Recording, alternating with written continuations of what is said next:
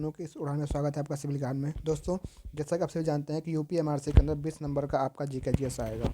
उस 20 नंबर के जीकेजीएस में हो सकता है करंट अफेयर के जो क्वेश्चन हो 3 से 4 या 5 वो भी होते हैं। तो पहले तो मैंने सोचा कि हो सकता है कि ज़्यादा कम वेटेज हो इसलिए लेकिन पर 4-5 अभी टाइम है, तो हम लोग 10 मिनट की क्लास लेंगे और जनवरी से दिसंबर के जितने भी इंपॉर्टेंट करंट अफेयर के क्वेश्चन बन सकते हैं मैं आपको डिस्कस यहाँ पे 4-5 की क्लास में 10 मिनट के अंदर कर दूंगा। अगर 10 मिनट की क्लास करने से अगर आपके 4 से 5 नंबर आपके एग्जाम में बढ़ रहे हैं तो क्या गलती है? कोई गलती नहीं है, ना ही कोई आपकी समस्या है। अगर आपके 4 से 5 नंबर बन जाते हैं अच्छी बात है। तो जो इंपॉर्टेंट क्वेश्चन है, लगभग मेरे पास 400 से 500 क्वेश्चन है, बस एक बार आपको 10-10 मिनट में उनको सुन लेना है। तो अगर जनवरी से लेकर के दिसंबर तक के ये पूरा 2022 का रहेगा, जो भी इंपॉर्टेंट रहेंगे तो हम यहाँ पर चर्चा करेंगे। तो आप लोग क्लास का पूरा सपोर्ट करिएगा और ताकि अगली क्लास हम ला पाएँ, क्योंकि मेहनत लगता है क्लास में और इसको सब क्वेश्चन को ढूंढने में, करने में, फिर क्वेश्चन का आंसर बनाने में, क्योंकि अथेंटिक चीज़ें आपको मिल सकें और वो क्वेश्चन कराने में ताकि जो एग्जाम में आपके आए, तो उसको ध्यान रखना है। चलिए हम क्लास को स्टार्ट करते हैं। अगर आप चैनल पर नए हैं तो चैनल को सबसे पहले सब्सक्राइब जरूर कर लीजिएगा। पहला क्वेश्चन आपका स्टार्ट करते हैं। पहला क्वेश्चन जनवरी से है कि 2 जनवरी 2022 को प्रधानमंत्री नरेंद्र मोदी ने कहाँ पर मेजर ध्यानचंद खेल विश्वविद्यालय की आधारशिला रखी है? तो आप सभी को पता है कि ये आधारशिला जो रखी गई थी ये मेरठ के अंदर रखी गई थी। कहाँ रखी गई थी भैया? तो मेजर ध्यानचंद आधारशिला रखी गई थी। अच्छा देखो, मेजर ध्यानचंद जो खेल विश्वविद्यालय है मेरठ में रखी गई है। अभी आपको पता है जो भारत का सबसे खेल के क्षेत्र में सबसे बड़ा जो अवार्ड था, राजीव गांधी खेल रत्न अवार्ड था। अब राजीव गांधी खेल रत्न अवार्ड का जो नाम है इन्हीं मेजर ध्यानचंद के नाम के ऊपर रख दिया गया। उसका नाम क्या है? मेजर ध्यानचंद खेल रत्न अवार्ड, जो कि इन्हें हॉकी का जादूगर कहा जाता है। आप सभी को इनके बारे में जानकारी होगी, तो इस बात को भी ध्यान रखना कि जो सबसे बड़ा अवार्ड था राजीव गांधी खेल रत्न अवार्ड, उनका नाम उनके नाम पे कर दिया गया है। अगला क्वेश्चन आपका है यहाँ पे कि भारत ने अंडर 19 एशिया कप 2021 क्रिकेट का खिताब किसे हरा कर जीता है? तो ये खिताब जो हरा कर जीता, श्रीलंका को हरा कर जीता है। इस बात को ध्यान रखना, श्रीलंका को हरा कर ये खिताब इंडिया ने जीता है। ठीक है। अगर हम बात करते हैं यहाँ पर बांग्लादेश की, तो बांग्लादेश की राजधानी आपकी ढाका है और यहाँ करेंसी चलती है टका। ठीक है, ठीक, इस बात को भी ध्यान रखना। आगे बढ़ते हैं। अगला क्वेश्चन आपका है कि हाल ही में किस देश ने संयुक्त अरब अमीरात के साथ एक मुक्त व्यापार समझौते पर हस्ताक्षर किए हैं, जो अरब देशों के साथ सबसे बड़ा पहला व्यापार समझौता है? तो संयुक्त अरब अमीरात, जैसा कि आप सभी जानते हैं यूएई के नाम से इसको जाना जाता है, जिसकी राजधानी अबू धाबी है और यहाँ पे जो करेंसी चलती है आपकी दिरहम चलती है, जो कि अभी हाल ही में इजराइल के साथ समझौता किया है। इजराइल के बारे में आपको बता दें कि इजराइल की राजधानी क्या पड़ती है? यरूशलेम के नाम से इसको जाना जाता है। और भारत की अगर बात करें तो आप लोग भारत से जानते ही हैं, श्रीलंका, तो आप जानते हैं कि ये पाक जल डमरू मध्य के द्वारा यहाँ पे सबसे नीचे लटका हुआ है, ये आपका श्रीलंका है। अभी हाल ही में यहाँ पे बहुत ज़्यादा क्या कहते हैं, खाद के बारे में लेकर के, खाद्यान्न के बारे में बहुत ज़्यादा यहाँ पे क्राइसिस देखने को मिली थी। अगर हम बात करते हैं आपके कनाडा देश के बारे में, कनाडा के बारे में, तो कनाडा जो है आपकी राजधानी पड़ जाती है यहाँ पे, कनाडा की हो जाती है ओटावा और करेंसी यहाँ पे चलती है डॉलर। तो इस बात को भी ध्यान रखना। तो आपको हर एक चीज़ यहाँ पे समझने को मिलेगी। कुछ आपका स्टैटिक जीके भी कवर होगा। कनाडा के बारे में जैसे हमने बताया कि यहाँ की राजधानी क्या है, ओटावा है और करेंसी यहाँ पे चलती है डॉलर चलती है। नेक्स्ट क्वेश्चन आपका है साहित्य अकादमी पुरस्कार को लेकर के 2021 के संदर्भ में आपका दिया गया था।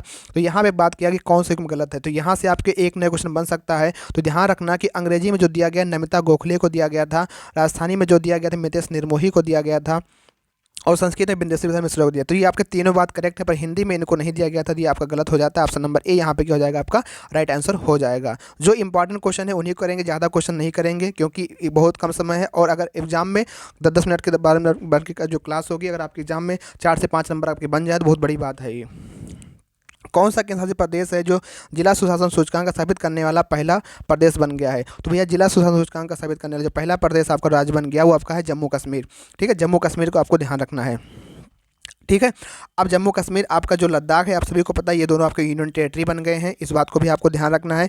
लद्दाख के अंदर एक आपका जो है लोसार करके महोत्सव होता है जो कि मनाया था लद्दाख के अंदर। एक आपका होता है लोसांग महोत्सव, तो लोसांग आपको ध्यान रखना, दोनों एक नाम से फेमिलियर हैं।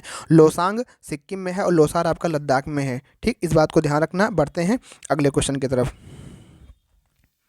अगला क्वेश्चन आपका है कि 1 जनवरी 2022 को कौन सा हाई कोर्ट भारत का पहला पेपरलेस हाई कोर्ट बन गया है? मतलब कौन सा जो हाई कोर्ट है जो पेपरलेस, बिल्कुल डिजिटल तरीके से काम होगा वहाँ पे, तो वहाँ पर केरल हाई कोर्ट है। अच्छा, एक बात ध्यान रखना, एक तो ये हो गया हाई कोर्ट का कि कौन सा हाई कोर्ट है जो वहाँ का जो है पेपरलेस हाई कोर्ट बन गया है। एक आता है आपका हाई कोर्ट के यहाँ पे वो क्या आता है आपका वो जो विधानसभा है, तो ध्यान रखना नागालैंड की जो विधानसभा है वो पेपरलेस विधानसभा बन गई है, इस बात को भी ध्यान रखना, नागालैंड का आपको ध्यान रखना है। ठीक है, अगला क्वेश्चन आपका है कि निम्नलिखित में से कौन सा राज्य है भारत का पहला एलपीजी युक्त और धुआं मुक्त राज्य बन गया है। भारत का पहला एलपीजी युक्त और धुआं मुक्त जो राज्य बन गया वो आपका हिमाचल प्रदेश है। हिमाचल प्रदेश की राजधानी आपकी शिमला हो जाती है, इस बात को आपको ध्यान रखना है।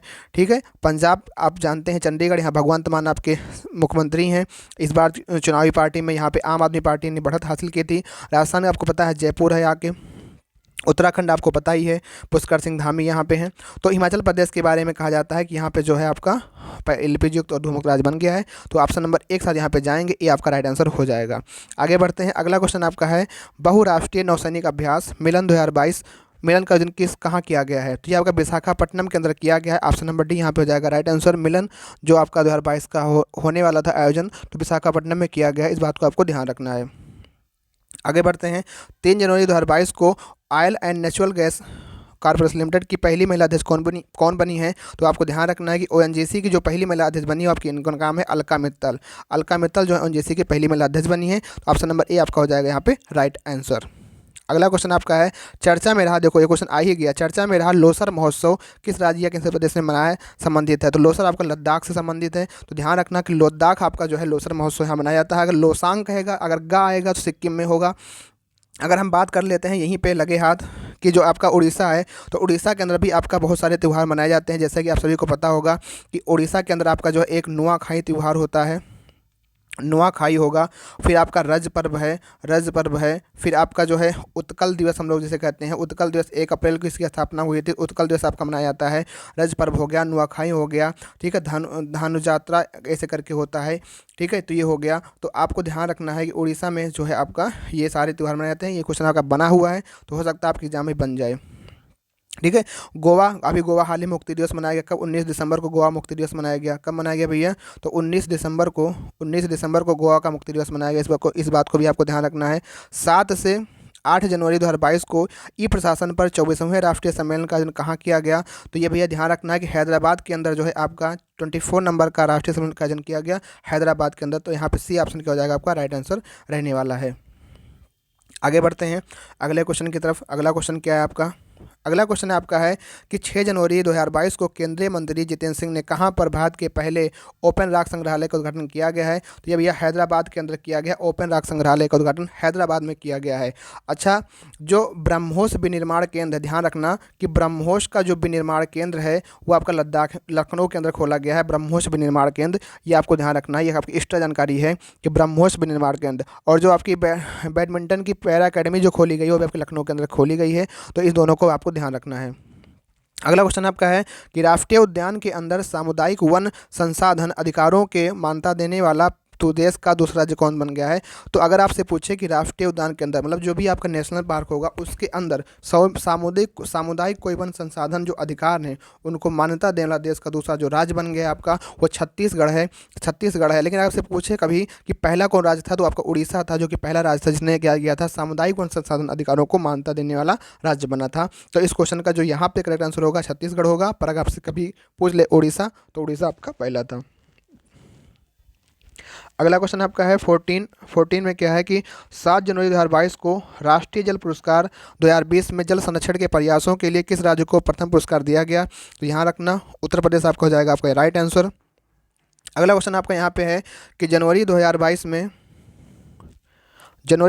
में आयशा मलिक किस देश की पहली महिला सुप्रीम कोर्ट की जज बनी है। तो आपको ध्यान रखना है पाकिस्तान की जो है ये पहली महिला सुप्रीम कोर्ट की जज बनी है, इनका नाम आयशा मलिक है। तो इस बात को आपको ध्यान रखना है।